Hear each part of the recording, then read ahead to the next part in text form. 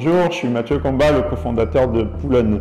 Poulon vous permet d'aller à la piscine et d'arrêter de compter le carrelage. On transforme le fond des piscines en écran géant où vous allez pouvoir choisir de nager au-dessus des fonds marins, d'apprendre à nager en allant toucher la petite sirène, l'étoile de mer, en suivant un avatar pour se challenger et essayer de suivre un record du monde ou développer sa technique. Poulon vous permet pour la première fois d'aller à la piscine et de trouver ça beaucoup moins ennuyeux que de simplement aligner longueur après longueur.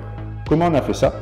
En inventant le premier vidéoprojecteur subaquatique qui vient directement projeter au fond du bassin, vous permettant, grâce à une simple tablette, de choisir votre contenu aussi simplement que vous choisissez votre film sur Netflix. Poulon, c'est pour qui? Poulon, c'est en ce moment pour les piscines publiques. On a notre première piscine qui est équipée à Sophia Antipolis et nos prochaines piscines à partir de septembre.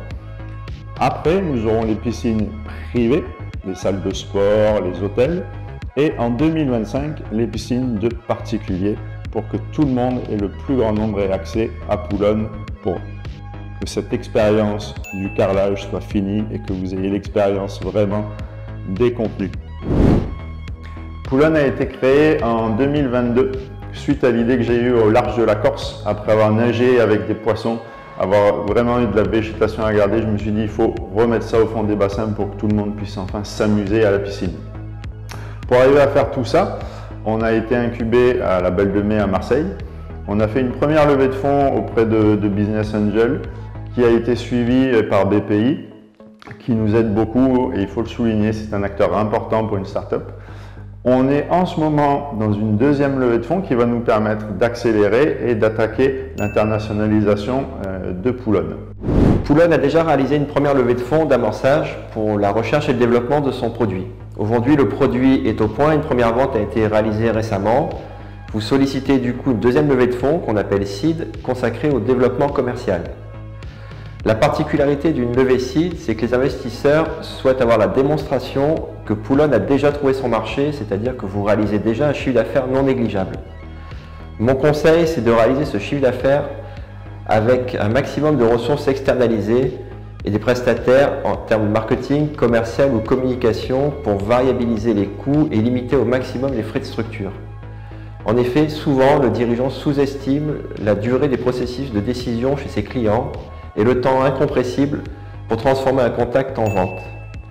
Donc souvent, c'est une phase la plus enthousiasmante pour un dirigeant d'accéder au marché, mais c'est celle où il faut être le plus prudent, économe et parfois gérer une certaine frustration.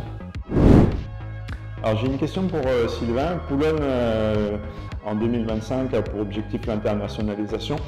Quelle est la bonne pratique, les bonnes choses à faire, ce qu'il faut faire et ce qu'il ne faut pas faire pour aborder le marché européen et le marché américain, s'il te plaît?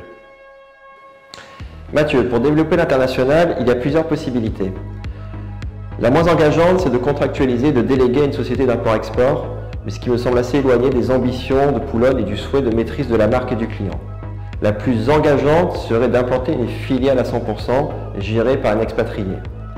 Les retours d'expérience sur cette possibilité présentent deux inconvénients majeurs, souvent un décalage au niveau culturel dans le monde des affaires qui empêche la société de réaliser une bonne première impression, ce qui est difficilement rattrapable. L'autre inconvénient, c'est qu'il y a une forte dépendance à une personne clé qui sera partie ouvrir le pays, qui peut fragiliser la société. Mon conseil, une solution hybride, c'est-à-dire une co-entreprise, une joint venture avec un partenaire local, sous forme par exemple de filiale à 50-50. Le partenaire local amènera sa crédibilité nationale, sa connaissance des particularités fiscales, sociales, juridiques du pays, et Poulon abordera son savoir-faire, son produit, ses ambitions. Dans ce schéma-là, il ne faut pas non plus complètement déléguer le management, toutes les informations au partenaire local. Ce que je conseille, c'est d'avoir sur place un responsable financier, administratif et financier qui soit embauché par Poulon, en tout cas qui répond, qui soit rattaché hiérarchiquement à Poulon. Par contre, la direction générale de l'entité locale, de la laisser au partenaire local qui connaît mieux son secteur. Et au siège en France, il faudra avoir une personne internationale qui puisse coordonner tous les responsables administratifs et financiers locaux pour garder un lien et garder surtout la maîtrise et une gouvernance des informations sur place.